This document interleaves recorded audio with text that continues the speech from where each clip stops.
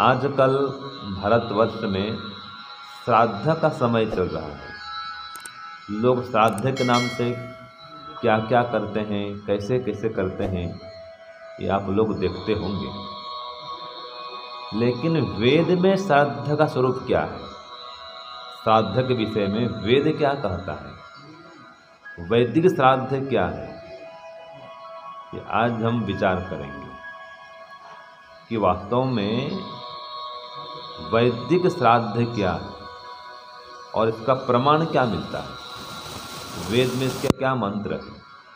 देखिए, एक मंत्र बोलता हूँ जिसका संबंध सीधा सीधा श्राद्ध से है, पितरों के तर्पण से है, और उसमें क्या कहा है आप खुद समझ लेंगे, सुन लेंगे वेद क्या कहता है। आइए पहले मंत्र बोलते हैं।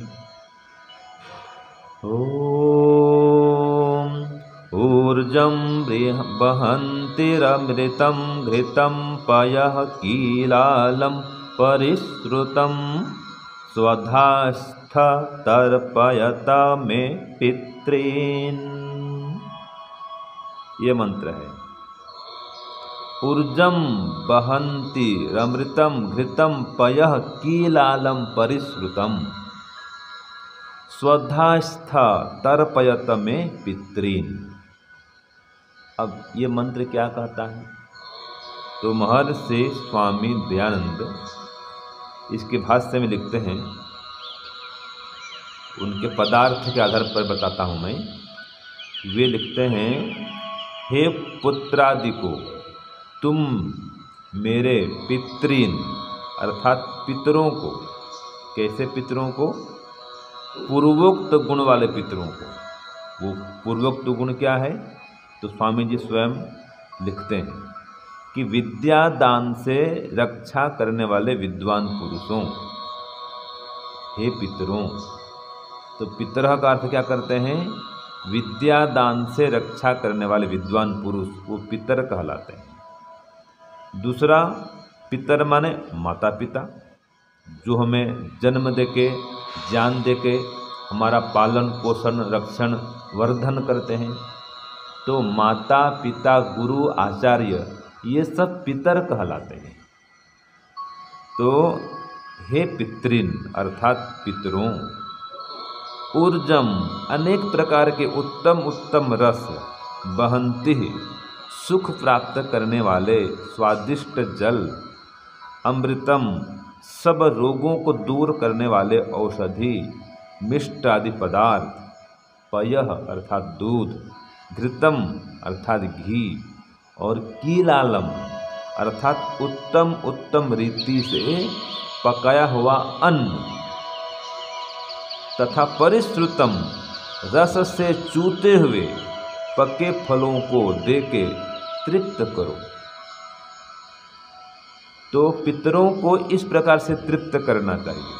मंत्र तो ये कहता है कि जो जीवित माता पिता हैं, गुरु आचार्य विद्वान हैं, जो हमको ज्ञान देते हैं, हमारा लालन पालन पोषण करते हैं, तो ऐसे पितरों को किस प्रकार तृप्त करेंगे, उनका श्राद्ध कैसे करेंगे, तो कहा घृतम पयः कीलालम, घृत अन्न खिलाओ, घृत से बढ़िया इसको मिक्स करके घृत मिश्रित अन्न खिलाओ, पयः उनको दूध पिलाओ, कीलालम उत्तम पके हुए अन्न खिलाओ, स्वादिष्ट व्यंजन खिलाओ, और परिश्रुतम एकदम रस से ओतप्रोत फल खिलाओ, फल का रस जिसको आजकल जूस बोलते हैं, जूस पिलाओ, और ऊर्जम उत्तम उत्तम रस से युक्त ऊर्जा को प्रदान करने वाले फल मूल, साग सब्जी, पौष्टिक पदार्थ, सूखे मेवे, ये सब खिलाओ, स्वादिष्ट जल का पान कराओ, अमृतम अमृत समान मिष्ट पदार्थ उनको खिलाओ। इसका मतलब ये नहीं कि एक बार में यही सब खिला दो, हर दिन उनकी सेवा इस प्रकार करो। तो श्राद्ध का सच्चा अर्थ क्या है, जो श्रद्धापूर्वक माता पिता गुरु आचार्य विद्वानों की सेवा की जाए, उनका सत्कार सम्मान किया जाए। वो क्या है जी? श्राद्ध।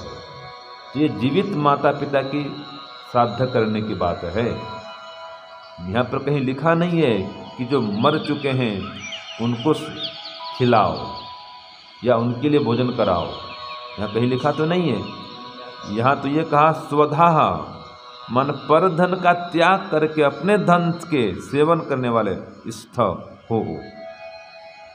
तो इसमें तो मना कर दिया है, पर धन का सेवन नहीं करना चाहिए, अपने पुरुषार्थ से कमाओ और खाओ। हाँ, विद्वानों को खिलाओ, अच्छी बात है, मना नहीं है। तो देखिए, श्राद्ध का सच्चा अर्थ ये है कि जो जीवित माता पिता हैं उनको खिला पिलाकर हम तृप्त करें, इसका नाम ही तर्पण है। यहाँ कहा ना पितृन तर्पयत, पितरों को तृप्त करो। तो तर्पण का अर्थ क्या हुआ? तृप्त करना। अब किनको तृप्त करेंगे? जो जीवित हैं उनको तृप्त करेंगे। तो श्राद्ध का, तर्पण का सच्चा अर्थ ये है कि जीवित माता पिता, दादा दादी, चाचा चाची जो भी घर में हैं, अथवा गुरु आचार्य विद्वान सन्यासी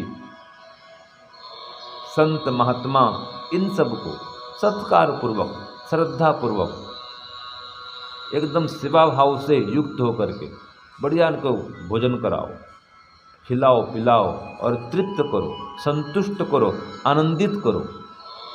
तो इनको तृप्त रखना ही तर्पण है और श्रद्धा भाव से इनकी सेवा सत्कार करना ही श्राद्ध है।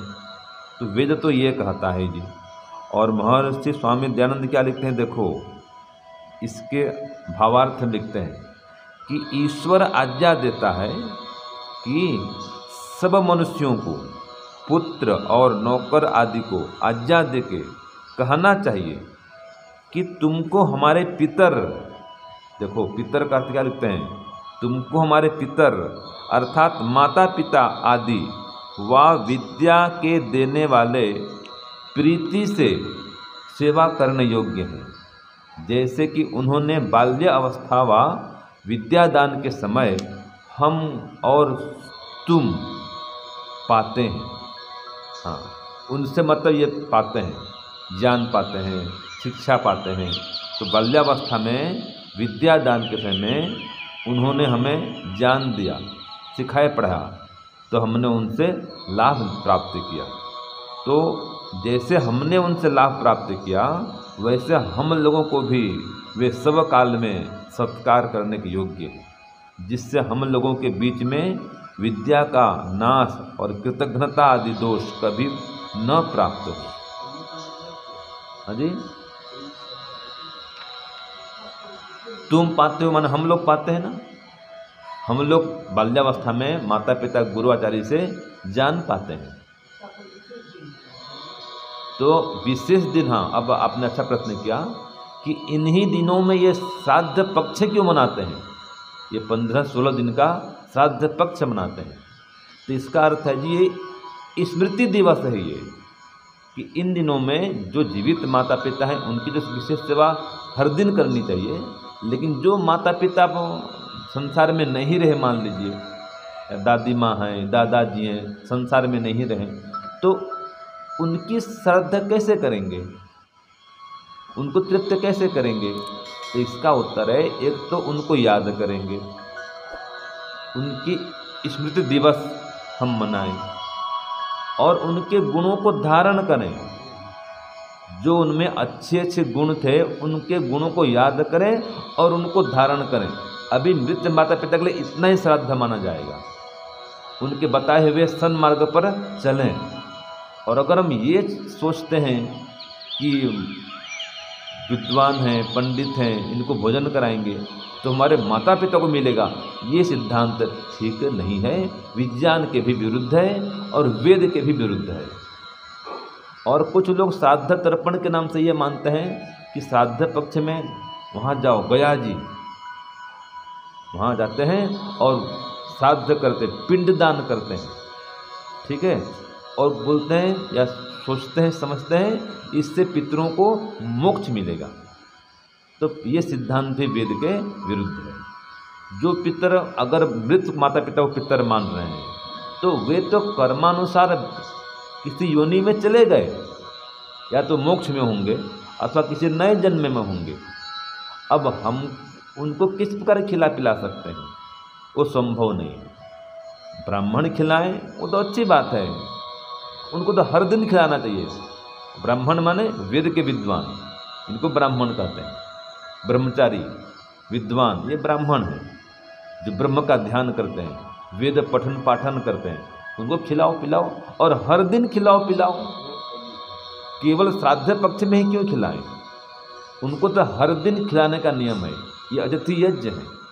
और कौवा आदि खिलाते हैं, ये बलिवश जो यज्ञ हैं, ये भी हर दिन करने का है। तो ये कह सकते हैं कि जो श्राद्ध पक्ष है एक याद दिलाने के लिए है, वे तुम माता पिता को भूल मत जाना। और ये कौवा आदि पशु आदि है, इनको भी कुछ भोजन रोज कराना, ठीक है ना। विद्वान संतों का भी सत्कार करना, ये याद दिलाने के लिए एक विधान कर दिया होगा। क्योंकि वैदिक संस्कृति में जो भी काम चलता है ना, वो पहले तो वैज्ञानिक ढंग से होता है, विज्ञान सम्मत होता है, लेकिन बाद में उसके सही स्वरूप को नहीं समझ करके उसका अपभ्रंश हो जाता है, या उसमें विकार पैदा हो जाता है और उसका स्वरूप उल्टा हो जाता है, वेद के विरुद्ध हो जाता है। जैसे कि तुलसी है, अब तुलसी मैया में पानी देना अच्छी बात है, रोज देना चाहिए। घर घर में तुलसी होनी चाहिए। क्यों भैया? औषधि युक्त वो पौधा है, इसके बहुत सारे लाभ हैं। अब उसको धर्म से जोड़ दिया गया कि इसके बहाने लोग इसकी देखभाल करेंगे। ऐसे पीपल पूजा का विधान है। अब पीपल पूजा माने क्या होता है? उसमें पानी देना, उसको गाय से, बैल से, बकरी से बचाना और बड़ा करना, और उसके छांव के तले रहना। वो 24 घंटा शुद्ध ऑक्सीजन प्रदान करता है। ये पीपल का महत्व है। पीपल की संविधा से हवन होता है। अनेक सारे गुण है पीपल के। रोज एक पीपल पत्ता खाना चाहिए, इससे बहुत लाभ मिलता है।